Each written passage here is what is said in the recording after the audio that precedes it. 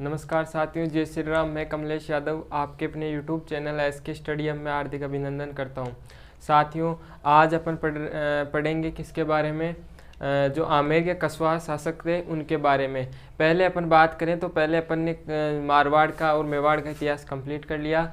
आज चलेंगे अपन कहाँ, आमेर की तरफ। आमेर की बात करें तो आमेर के जितने भी प्रमुख शासक थे उनके बारे में अपन आज अध्ययन करेंगे।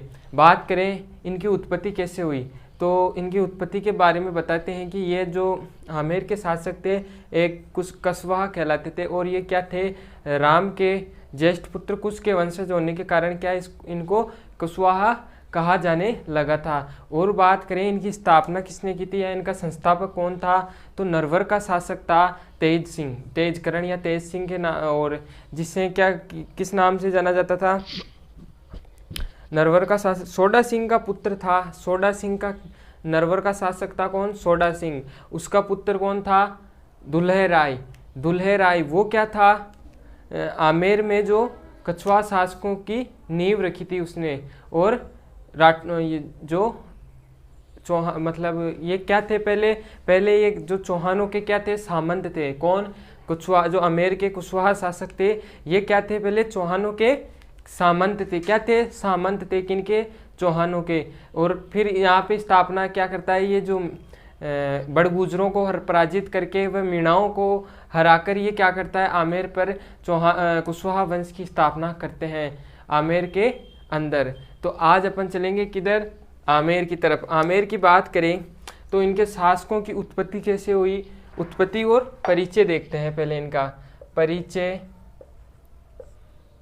व उत्पत्ति, परिचय व उत्पत्ति कैसे कैसे इनकी नींव पड़ी, क्या हुआ, कैसे क्या घटना रही थी, उसके बारे में देखें अपन। तो पहली बात तो ये भगवान राम के ज्येष्ठ पुत्र कुश के वंशज थे। क्या थे, भगवान राम के वंशज थे, इसी कारण ये क्या कुशवाहा कहलाए वंशज थे। इसलिए इन्हें कुशवाहा या कछवाहा कहा गया। ठीक है साथियों, क्या कहा गया, भगवान राम के ज्येष्ठ पुत्र मतलब बड़े पुत्र कुश के वंशज थे, इसी कारण इन्हें क्या कहा गया, कुशवाहा या कछवाहा कहा गया था। आगे बात करें सूर्यमल मिश्रण के अनुसार, किनके अनुसार, सूर्यमल मिश्रण क्या कहते हैं, सूर्यमल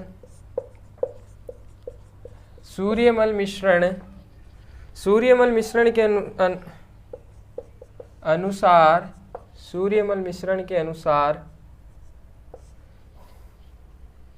कुरुम वंशीय, क्या सूर्यमल मिश्रण क्या बताते हैं इन्हें, कुरुम वंशीय बताते हैं। कौन से वंशीय, कुरुम वंशीय। ये भी याद रखना, कुरुम वंशीय होने के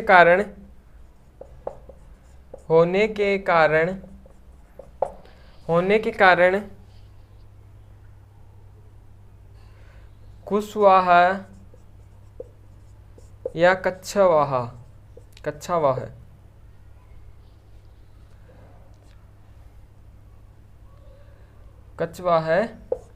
कहलाए। क्या कहलाए, कछवाहा कहलाए। कौन कहता है, सूर्यमल। और कौन से वंश से संबंधित बताता है सूर्यमल मिश्रण, तो कुरुम वंशीय बताता है। कौन सा वंशीय, कुरुम वंशीय, ये आपको ध्यान रखना है। और अधिकतर जो मत है इसका देते हैं कि ये भगवान कुश के वंशज थे। आगे बात करें 1137 ईस्वी में नरवर के शासक कौन था, नरवर का शासक सोडा सिंह के पुत्र, सोडा सिंह का पुत्र कौन था, दुल्हे राय या तेजकरण, उसको क्या कहते हैं, तेजकरण भी कहते हैं। तेजकरण ने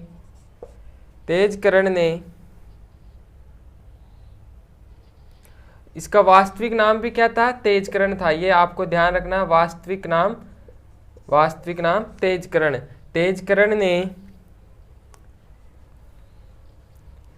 तेजकर्ण ने कुशवाहा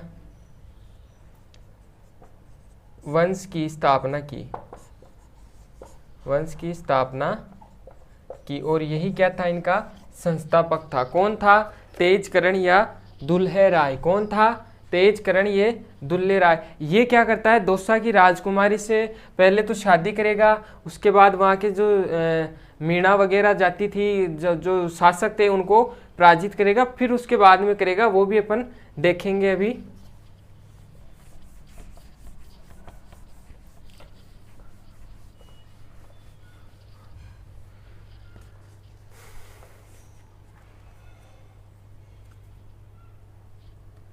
ये पहले क्या करता है? दौसा आता है। कहाँ? दुल्हे राय दौसा। नरवर से कहाँ आता है?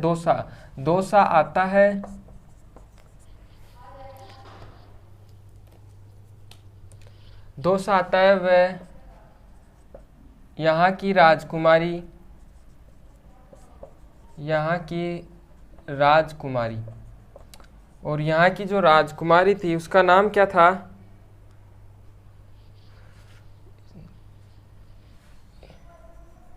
वह लालसोट की थी। ये कहाँ की थी? लालसोट की राजकुमारी ही सुजान कंवर। कौन थी? सुजान कंवर से विवाह किया। पूछ ले कि दुल्हे राय ने किससे शादी की थी, तो ये लालसोट की राजकुमारी सुजान कंवर से शादी की थी। इसने किसने? दुल्हे राय ने। आगे बात करें इनके बारे में तो बड़गुजरों को हराकर कछवाहा वंश की नींव रखी। किनको हराया था इसने? बड़गुजरों को पराजित कर कुशवाहा या कछवाहा वंश की नींव रखी। किसने रखी? तेजकर्ण या दुल्हे राय ने रखी थी। आगे बात करें, मैंने आपको पहले बताया था कि ये किनके थे? चौहानों के सामंत थे। कुछ चौहानों के सामंत थे। कौन थे? जो कछवाहा शासक थे वो पहले क्या थे? चौहान थे। उनके क्या थे? सामंत थे। तो ये क्या थे? चौहानों के सामंत थे। कौन? कछवाहा वंश के जितने भी शासक थे, मतलब कछवाहा वंश था, ये पहले चौहानों का क्या था? सामंत था। क्या था? सामंत था। आगे बात करें तो दुल्हे राय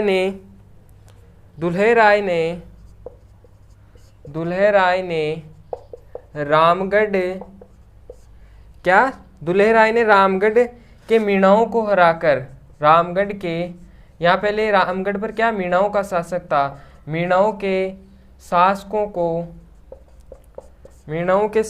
को हराकर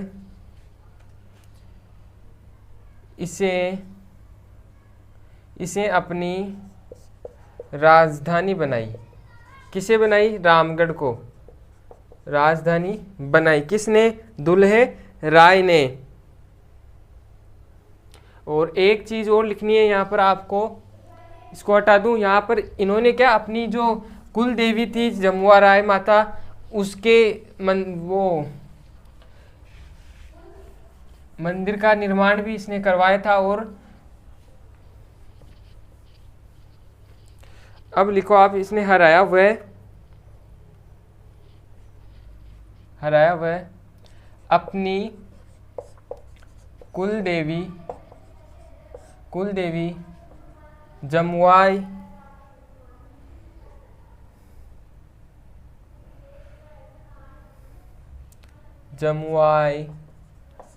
माता के मंदिर का निर्माण करवाया। तो पूछ ली किसने निर्माण करवाया था जमुआई माता के मंदिर का? तो दुल्हे राय ने करवाया था। यह आपको ध्यान रखना है। आगे बात करें, और अभी वर्तमान में इसको जमुआ रामगढ़ और ये कहाँ है, जमुआ रामगढ़। पहले रामगढ़ ही था लेकिन अब क्या हो गया, जमुआ रामगढ़ के नाम से जाना जाता है। क्या, जमुआ रामगढ़ के अंदर जमुआई माता का मंदिर है। यही इसके मंदिर का निर्माण किसने करवाया था, तो तेजकरण या दुल्हेराय ने करवाया था 1207 में। अब क्या आगे देखें तो 1207 में कोकिल देव ने, कौन शासक बन जाता है। अब आप ऐसे मत लिखो, ऐसे लिखो।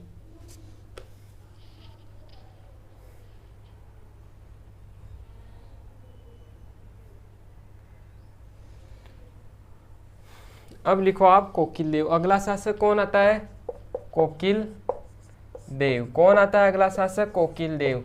इसने क्या किया, अपनी जो 1207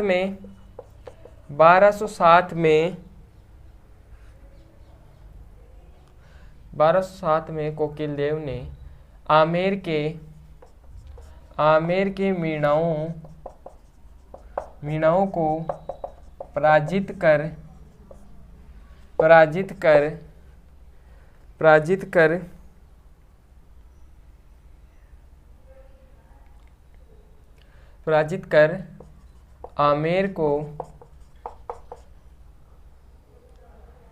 आमेर को राजधानी बनाई। किसने बनाई, कोकिल देव ने बनाई थी। किसने, और इससे पहले जो राजधानी थी वो क्या थी, दौसा थी। क्या थी, दौसा। पहली राजधानी कौन सी होगी, जमुआ रामगढ़, दूसरी हो गई दौसा, और तीसरी क्या हो गई, आमेर। और यह आमेर की तीसरी राजधानी थी। कौन सी राजधानी थी, तीसरी राजधानी थी। ये भी आपको ध्यान रखना है, कौन सी राजधानी थी, आमेर की तीसरी राजधानी हो गई। अब लिखो 1237 में राजदेव ने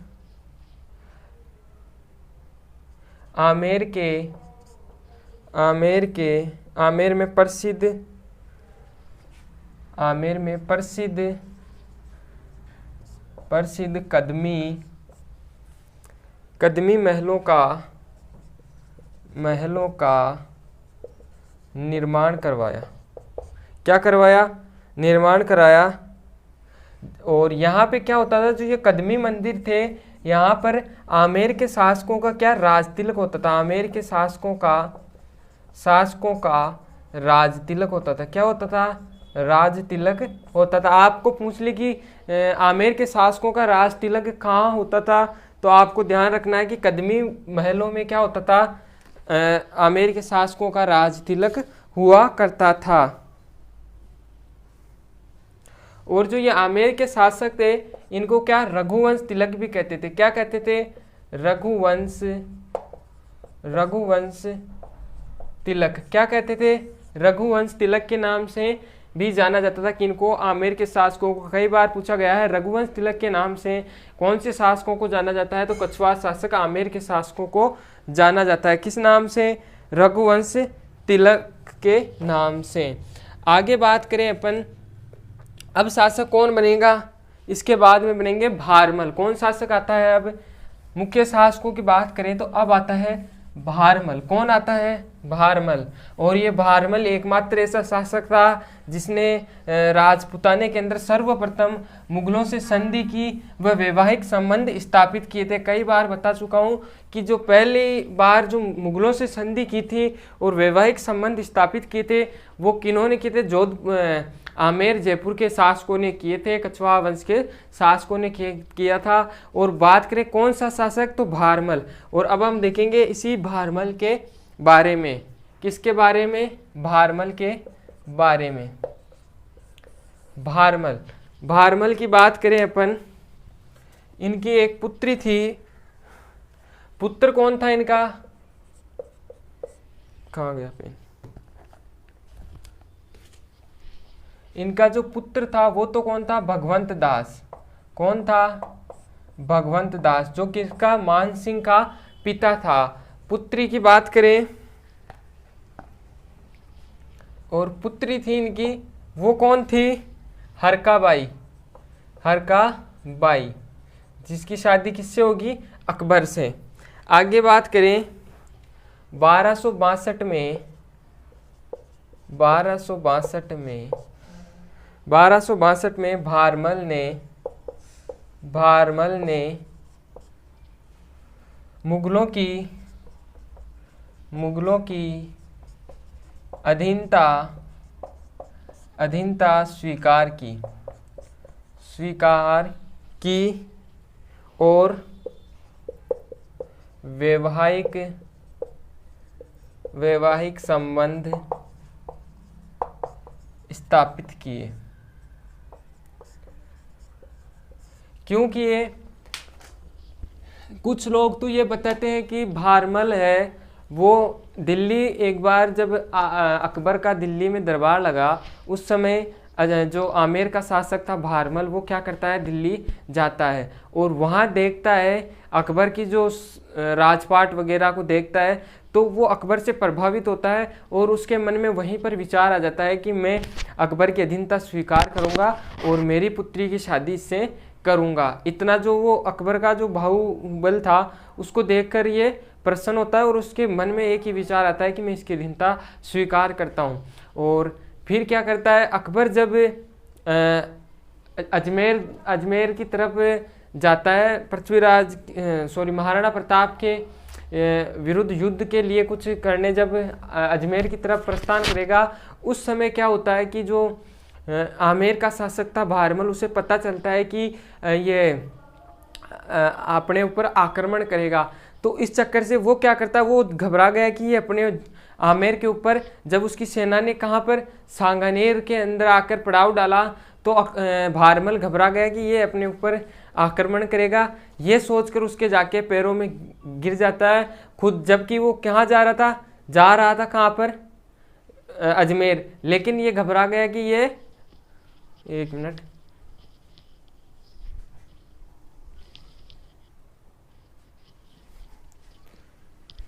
ये घबरा गया कि ये मेरे ऊपर आक्रमण करेगा और ये जा कहाँ रहे थे, अजमेर। तो इसने उसके पैरों में पड़ के अधीनता स्वीकार की और बोला कि मैं अपनी पुत्री की शादी आपसे कराऊंगा, वो कराऊंगा, ऐसे करके इसने संधि है वो स्वीकार कर ली बिना मतलब में, जबकि उसको यहाँ से अकबर को लेना देना ही नहीं था, फिर भी इसने वहाँ पे अधीनता, अकबर की अधीनता स्वीकार कर ली। तो ये थी छोटी सी कहानी इसके बारे में। आगे बात करें, मैंने आपको बताया कि भारमल व आमेर क्या थी, आमेर रियासत अकबर की या मुगलों की अधीनता स्वीकार करने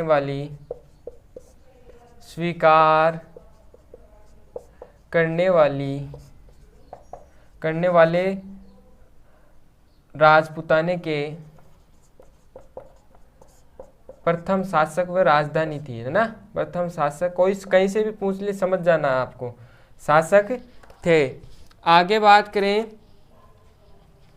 1262 में ही अपनी पुत्री हरकाबाई का विवाह किससे कर देते हैं, अकबर से कर देते हैं। कौन, भारमल। कौन करेंगे, भारमल। तो अब लिखो आप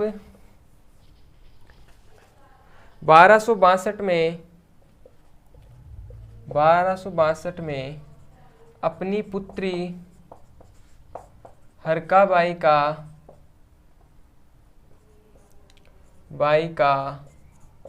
विवाह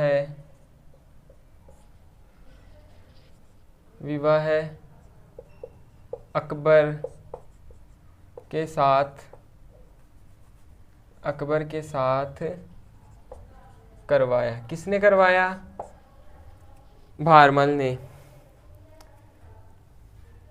और ये शादी है वो किसके सहयोग से हुई थी, तो चंगताई खां के सहयोग से, चंगताई खां के सहयोग से ये शादी हुई थी। पूछ ले किसके सहयोग से या किसने मध्यस्थता की थी, तो चंगताई खां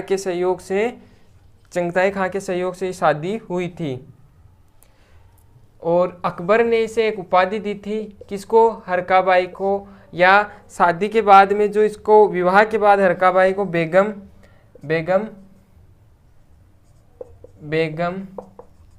मरियम उज्जैमानी, क्या मरियम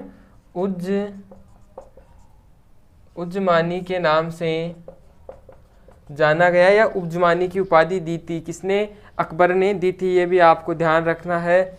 अकबर व हरकाबाई का जो पुत्र हुआ, हरकाबाई का पुत्र हुआ, उसका नाम था सलीम। क्या नाम था? शहजादे सलीम। और जिसको जहांगीर के नाम से जाना गया। किसके नाम से? जहांगीर के नाम से जाना गया। और एक 1570 में अकबर ने भारमल के सहयोग से नागौर दरबार का आयोजन किया। किसका? नागौर दरबार का आयोजन किया। किसने किया था? भारमल ने। भारमल के सहयोग से अकबर ने आयोजन करवाया था।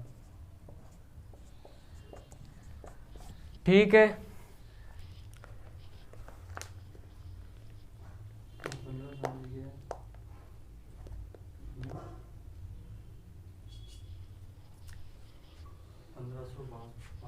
नहीं, 1562 में ही करवाया था। 1262। यहाँ पे हाँ 1562 करना आपको। 1562 में होता। 1200 कहाँ से आ जाएगा? अकबर खुद ही नहीं आया था। ये क्या है? 1562 है, ये गलती हो गई थी अपन से। और इसको एक जो भारमल था, इसे अकबर ने एक उपाधि दी थी। वो क्या थी? उमरा।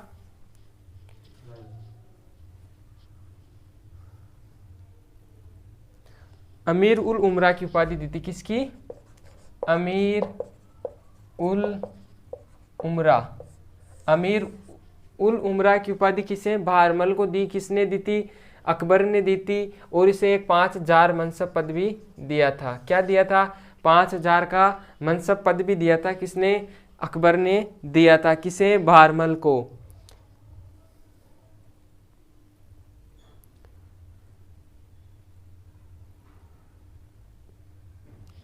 और जो ये शादी हुई थी इन दोनों की, अकबर और इनकी, ये शादी कहाँ पे हुई थी? सांभर में। कहाँ हुई थी? सांभर में। कहाँ हुई थी? सांभर के अंदर ये शादी हुई थी। ये भी आपको ध्यान रखना है। जब ये वापस लौट रहा था, बात तो पहले हो ही गई थी सांगानेर के अंदर कि जब इसने पड़ाव डाला था उस समय। और जब ये इसको इतनी जल्दी थी शादी कराने की भारमल को, कि ये जब अजमेर दरबार से अजमेर जाकर वापस आ रहे थे अकबर, उस समय क्या करता है, इसने सारी व्यवस्था सांभर के अंदर ही कर दी थी। और वहीं पे क्या करते हैं? हरकाबाई की शादी कर देते हैं। कौन करते हैं? भारमल करवाता है। किससे? अकबर से। यह आपको ध्यान रखना है। अगला जो शासक आता है वो आता है भगवंत दास। कौन आएगा? भगवंत दास। भगवंत दास का पुत्र कौन था? मानसिंह था।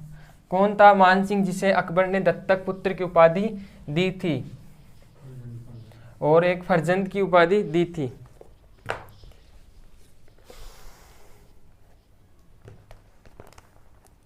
अब लिखो आप भगवंत दास। कौन शासक बनता है? भगवंत दास। किसका पुत्र था? भारमल का पुत्र था।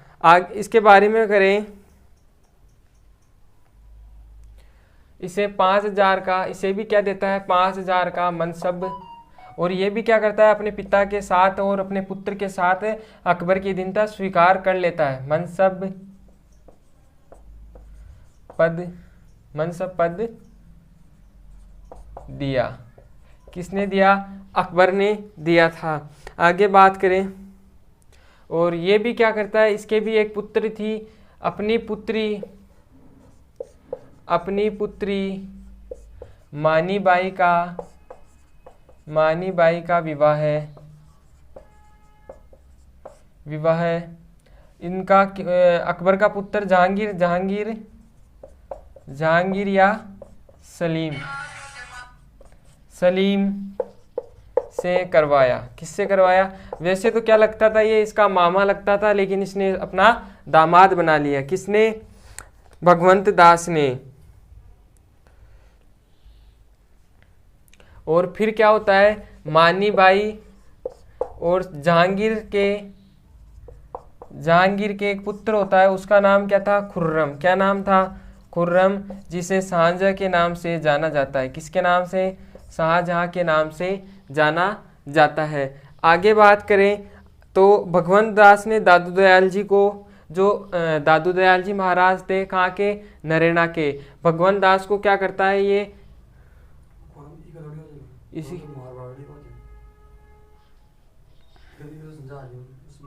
सॉरी एक मिनट, खुसरो होता है, इनके पुत्र का नाम क्या था, खुसरो, खुर्रम नहीं था। वो तो जो मोटा राजा उदय सिंह की पुत्री थी उसका पुत्र था कौन, खुर्रम। इनका जो पुत्र होता है वो उसका नाम था खुसरो। क्या नाम था, खुसरो। इनके पुत्र का नाम क्या था, खुसरो, ये ध्यान रखना है। जहांगीर और मानीबाई के जो पुत्र होता है उसका नाम था खुसरो, और खुर्रम था वो जो मोटा राजा उदय सिंह की पुत्री थी जिसको जोधाबाई के नाम से जाना जाता था, उसका पुत्र था। ठीक है,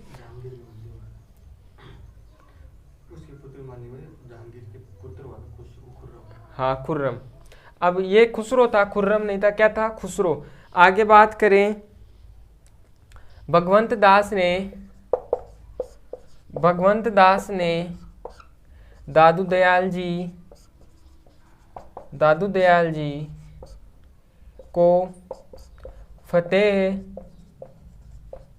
सीकरी लेकर गए। कौन लेकर गए थे, भगवंत दास दादू दयाल जी महाराज, जिनके मुख्य पीठ नरेना में है, नारायणा जयपुर के अंदर है। और ये क्या करते हैं, एक इन्होंने को जो संधि करने के लिए चार भेजे, वो क्या बोलते हैं उनको, संधि करने के लिए जो 4 लोग भेजे थे उनमें से एक कौन थे, भगवंत दास ने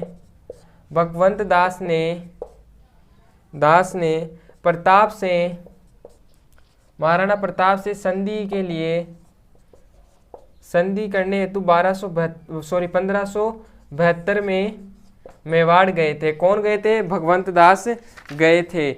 अब भगवंत दास का जो पुत्र है उनका नाम क्या है, मान सिंह। कौन है, मान सिंह। और अब देखेंगे अपन मान सिंह के बारे में कि मान सिंह ने क्या क्या किया था। और मुख्य शासकों की बात करें तो मान सिंह आमेर के शासकों में मुख्य रूप से इन्हीं को ज़्यादा पढ़ा जाता है।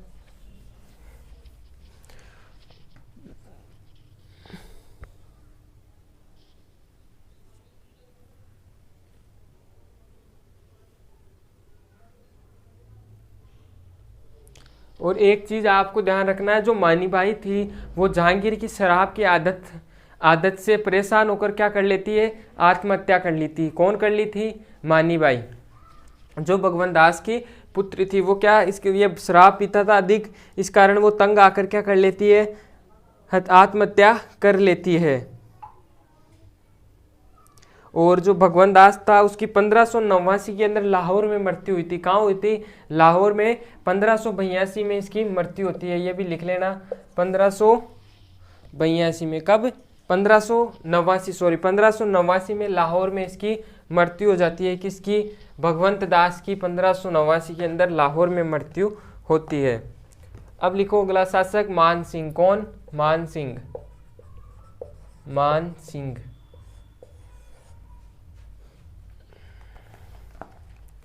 मान सिंह, इसका शासन काल कब से कब तक रहता है, 1589 में। 1589 में इसके पिता भगवंत दास की मृत्यु हो जाती है लाहौर में, तब इसको शासक बनाया जाता है। और 1614 तक ये शासक बनता है। कब तक, 1614 तक ये शासक बनते हैं। क्या मान सिंह मेवाड़ के समय जब महाराणा प्रताप के विरुद्ध युद्ध करने जाते हैं तब आमेर के शासक थे, तो आमेर के शासक नहीं थे उस समय, इनके पिता भगवंत दास थे। ये कब शासक बनते हैं, 1589 में गद्दी पर बैठते हैं या शासक बनते हैं। तो लिखो जन्म इनका कब हुआ, जन्म 1550 में होता है। कब होता है, 1550 में मौजमाबाद। और मौजमाबाद कहाँ है, मौजमाबाद दूदू के अंदर आता है, और दूदू जयपुर। तो ये मौजमाबाद में क्या होता है, इनका जन्म होता है। किनका, मौजमाबाद, जो कि दूदू के पास पड़ता है मौजमाबाद। और उपाधि क्या थी इनकी? उपाधि थी क्या? फरजंद। उपाधि किसकी उपाधि थी? ये मान सिंह की, फरजंद के नाम से इनकी उपाधि थी। और इसका मतलब क्या होता है? दत्तक पुत्र। क्या होता है? दत्तक पुत्र। तो इसको क्या अकबर का दत्तक पुत्र के नाम से भी जाना जाता है, किसे? मान सिंह को। आगे बात करें, और इनकी रानी थी, उनका नाम क्या था? कनकावती। क्या नाम था? कनकावती। क्या नाम था? कनकावती। इनके पुत्र थे, पुत्रों के नाम क्या क्या थे? एक तो थे जगत सिंह कछवाहा, जो कि भिलवाड़ा, मांडलगढ़ भिलवाड़ा में इनकी क्या मृत्यु हो जाती है जब ये प्रताप के विरुद्ध युद्ध करने जाते हैं, या वो अभियान के ऊपर गए थे, उस समय इनकी क्या मृत्यु हो जाती है? जगत सिंह कछवाहा। कछवाहा कछवाहा। एक का नाम था हिम्मत सिंह है, और एक नाम था सर्जन सिंह। एक का नाम था सर्जन सिंह है। ये थे कौन? सुरजन सिंह। ये इनके 3 पुत्र थे। आगे बात करें, इनका राज्याभिषेक कहाँ होता है? राज्याभिषेक कहाँ होता है? तो पटना बिहार में। राज्याभिषेक 2 बार हुआ था। राज्याभिषेक एक तो हुआ पटना बिहार, पटना कहाँ पड़ता है? बिहार में। और एक कहाँ हुआ था विधिवत रूप से? आमेर के अंदर। पूछ ले विधिवत कहाँ हुआ था? विधिवत हुआ वो हुआ था आमेर में। कहाँ हुआ? आमेर में हुआ था। जब मान सिंह 12 वर्ष की आयु का था, तभी ये क्या करता है? अकबर की सेवा में चला जाता है। कौन? मान सिंह 12 वर्ष की आयु में ही क्या करता है? ये अकबर की अधीनता में चला जाता है। तो लिखिए 12 वर्ष की आयु में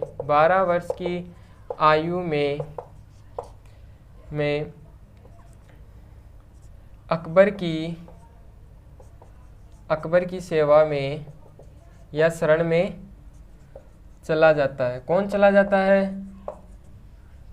मान सिंह चला जाता है। आगे बात करें, अकबर ने प्रारंभ में 5000 का पद दिया, फिर इसे बढ़ाकर 7000 का मनसब पद दिया। कितने का?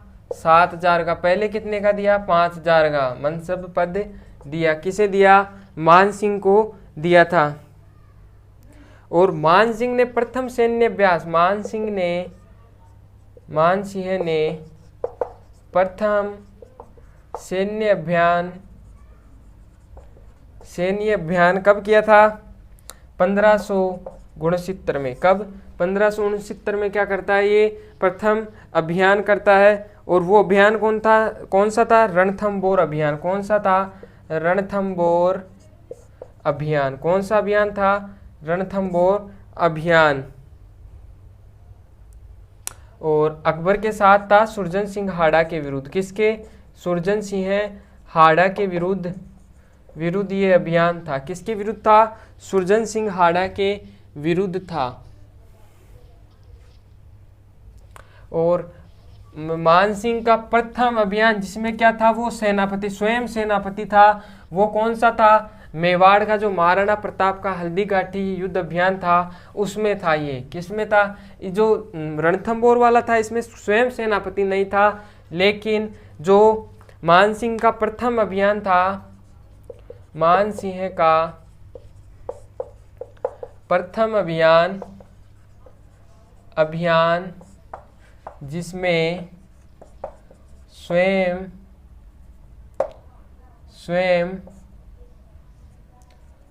सेनापति था। कौन सा था? हल्दीघाटी का। कौन सा था? हल्दीघाटी का 1576 वाला। कौन सा? 1576 वाला हल्दीघाटी के अभियान में ये स्वयं सेनापति था। और मान सिंह को सूबेदार भी बनाया गया था। सूबेदार कहाँ का रहा ये, तो वो भी आपको नोट करना है। एक तो काबुल का रहा। कहाँ का? काबुल, जो कि अफगानिस्तान का है। अफगानिस्तान का है काबुल। यहाँ का एक तो सूबेदार रहा था। ये कब रहा?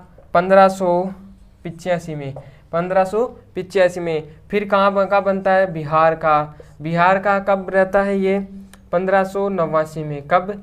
1589 89 के अंदर। और किस समय, जब इनके पिता की मृत्यु हो जाती है और फिर यहीं पे इनको क्या इनका जो है इनको शासक बनाया जाता है और राज तिलक होता है। कब? राज्याभिषेक पटना बिहार में इसीलिए इनका होता है। और ये 1500 उस समय क्या थे? सूबेदार थे। कहाँ के? बिहार के। आगे बात करें, फिर बनते हैं ये कहाँ के? बंगाल के। कहाँ के? बंगाल के। कब से कब तक रहते हैं? 1594 में ये बंगाल के रहते हैं, ये आपको ध्यान रखना है।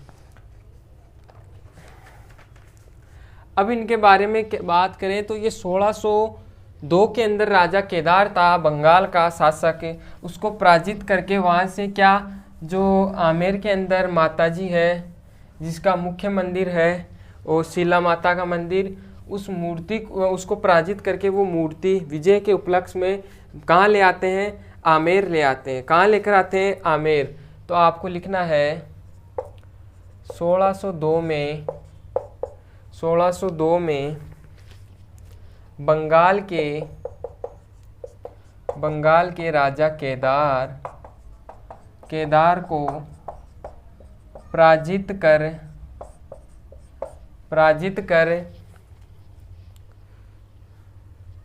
वहाँ से शीला माता की मूर्ति विजय के उपलक्ष्य में आमेर ले आते हैं। कहाँ ले आते हैं? आमेर ले आते हैं। कौन लेकर आते हैं? मान सिंह लेकर आते हैं। और जो शीला माता की मूर्ति है, शीला माता की जो मूर्ति है अष्टमुड़ी है। कैसी मूर्ति है? अष्टभुजी। कैसी है? अष्टभुजी मूर्ति है, 8 भुजाओं वाली मूर्ति है, अष्टभुजी मूर्ति है। आमेर दुर्ग में इनका मंदिर बना हुआ है।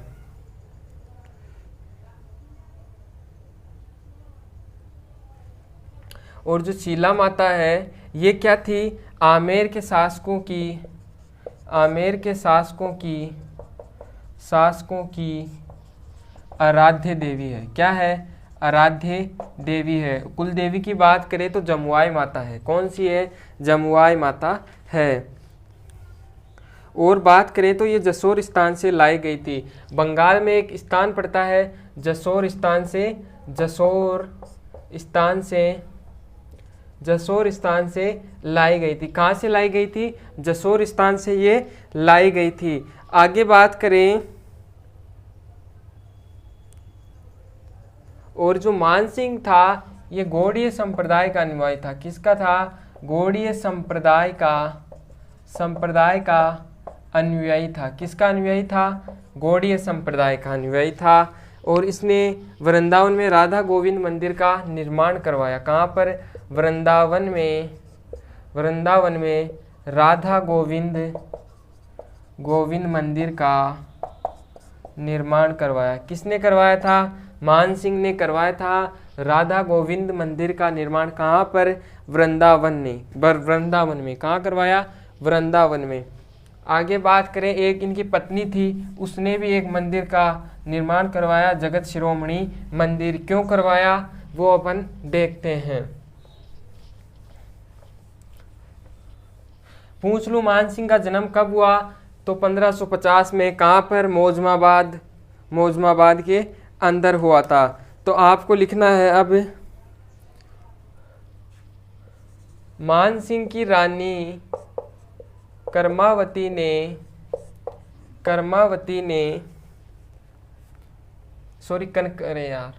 कनकावती लिखो।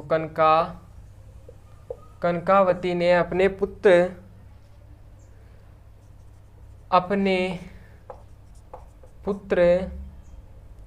जगत सिंह की स्मृति में जगत शिरोमणि मंदिर का निर्माण करवाया। किसने करवाया था? इनकी पुत्री क्या है? इनकी जो रानी थी उसका नाम क्या था? कनकावती ने अपने पुत्र की याद में करवाया था। कौन से मंदिर का? जगत शिरोमणि मंदिर का। आगे बात करें, ये कृष्ण मंदिर है। क्या है ये? कृष्ण मंदिर है। कैसा मंदिर है? कृष्ण मंदिर है। आगे बात करें, इस मंदिर में कौन से मंदिर में? जगत शिरोमणि मंदिर में। इस मंदिर में वही काली मूर्ति है जिसकी पूजा मीराबाई करती थी। कौन करती थी? मीराबाई जिस मूर्ति की पूजा करती थी वही मूर्ति है इस मंदिर के अंदर। ये भी आपको ध्यान रखना है। और मान सिंह ने 2 कस्बों का निर्माण करवाया था। मान सिंह ने 2 कस्बे बसाए जिनका क्या क्या नाम था? एक का नाम तो था मानपुर कस्बा। कौन सा था? मानपुर कस्बा। और मानपुर कस्बा कहाँ पर था? बिहार में। कहाँ था? बिहार में। जब ये 1589 के अंदर वहाँ का सूबेदार था उस समय इस कस्बे का निर्माण किया था। और अकबरपुर एक था, अकबरपुर इस कस्बे का निर्माण कब करवाया? बंगाल में करवाया था। और जब ये बंगाल में 1594 के अंदर था उस समय इसने इस कस्बे का निर्माण करवाया था। अब बात करें मान सिंह के दरबारी कवि कौन कौन थे? तो एक तो थे राय मुरारी दान और एक पुंडरीक विट्ठल। कौन थे? पुंडरीक विट्ठल। अब लिखो इनके दरबारी विद्वान। दरबारी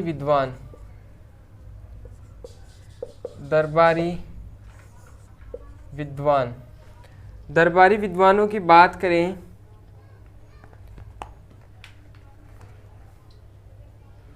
पहले तो कौन थे?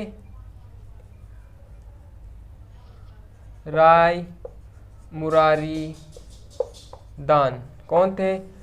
राय मुरारी दान। इसने कौन कौन सी रचनाओं की रचना की थी? तो वो थी एक तो मानचरित्र। कौन सी थी? मानचरित्र।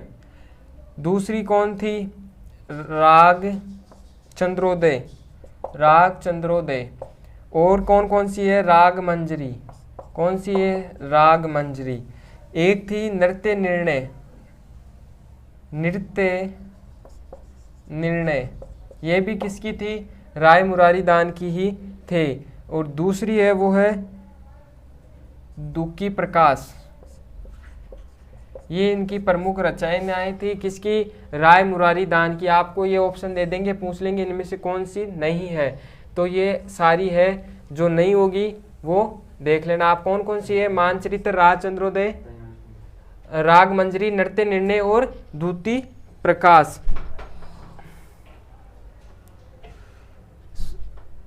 एक मिनट, ये मानचरित्र ही थी किसकी? मुरारी दान की। ये जो रचनाएं थी ये किसकी थी? पुंडरीक विट्ठल की थी। किसकी थी? पुंडरीक विट्ठल की रचनाएं थी। कौन कौन सी? एक रचना थी, वो कौन सी थी? मानचरित्र। ये किसकी थी? राय मुरारी दान की। राज चंद्रोदय, राग मंजरी, नृत्य निर्णय और दूती प्रकाश ये किसकी थी? पुंडरीक विट्ठल की थी। किसकी थी? पुंडरीक विट्ठल की। और बात करें, सुंदरदास भी इनके दरबारी कवि थे। सुंदरदास भी इनके दरबारी विद्वान थे। और एक थे हरिनाथ। कौन थे? हरिनाथ। ये भी इनके दरबारी विद्वान थे। तो ये प्रमुख रूप से इनके 4 दरबारी विद्वान थे। राय मुरारी दान मानचरित्र थी, पुंडरीक विट्ठल राज चंद्रोदय, राग मंजरी, नृत्य निर्णय और दूती प्रकाश ये इनकी प्रमुख रचनाएं थी।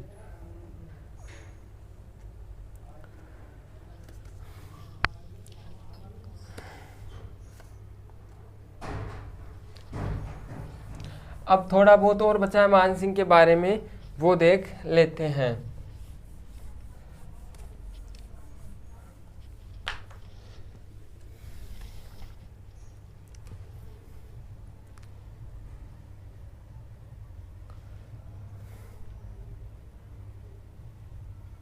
लिखो, मान सिंह ने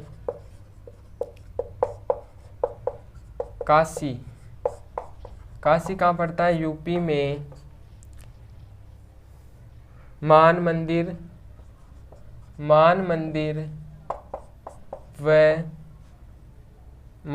व सरोवर घाट का निर्माण करवाया। किसका निर्माण करवाया था? एक तो मान मंदिर का और एक सरोवर घाट का निर्माण करवाया। किसने करवाया था? मान सिंह ने करवाया था। आगे बात करें,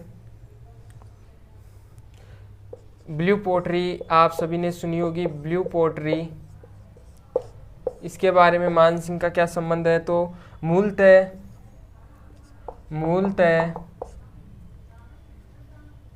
पर्शियन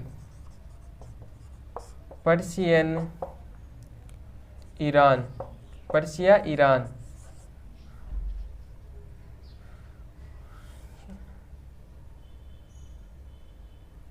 पर्शिया ईरान की थी, जिसे भारत में लाने का श्रेय मान सिंह को ही जाता है। किसको जाता है? मान सिंह को ही जाता है। किसे? ब्लू पोट्री को लाने का। और जो पूछ ले ब्लू पोट्री का सर्वाधिक विकास किसके समय हुआ? तो राम सिंह के समय हुआ था। राम सिंह सेकंड के समय सर्वाधिक विकास हुआ था। किसका? ब्लू पोट्री का। और ब्लैक पोट्री है वो कहाँ की प्रसिद्ध है? कोटा की। ब्लैक पोट्री ये कहाँ की प्रसिद्ध है? कोटा की। ब्लू पोट्री जयपुर हो गई थी।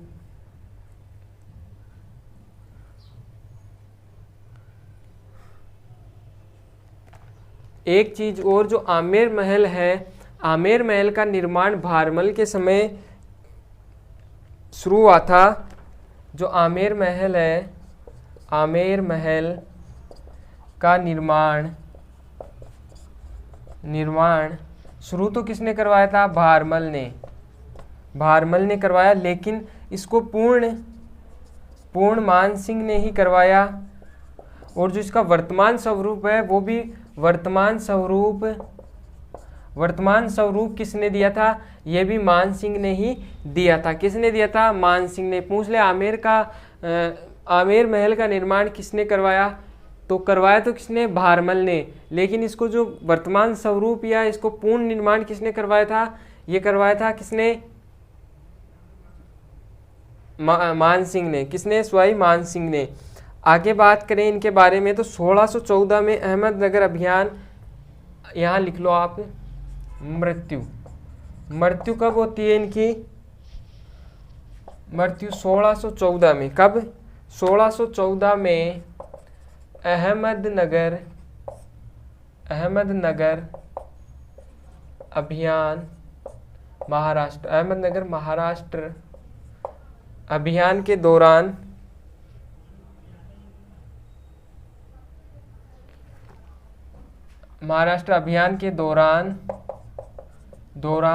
हुई थी। कब? 1614 में मान सिंह की मृत्यु हो जाती है। तो आज की क्लास में अपन ने पढ़ा आमेर का जो परिचय था कि कैसे इनकी उत्पत्ति हुई, उसके बारे में किसने स्थापना की, कौन वास्तविक संस्थापक था, इनके बारे में अपन ने चर्चा कर ली।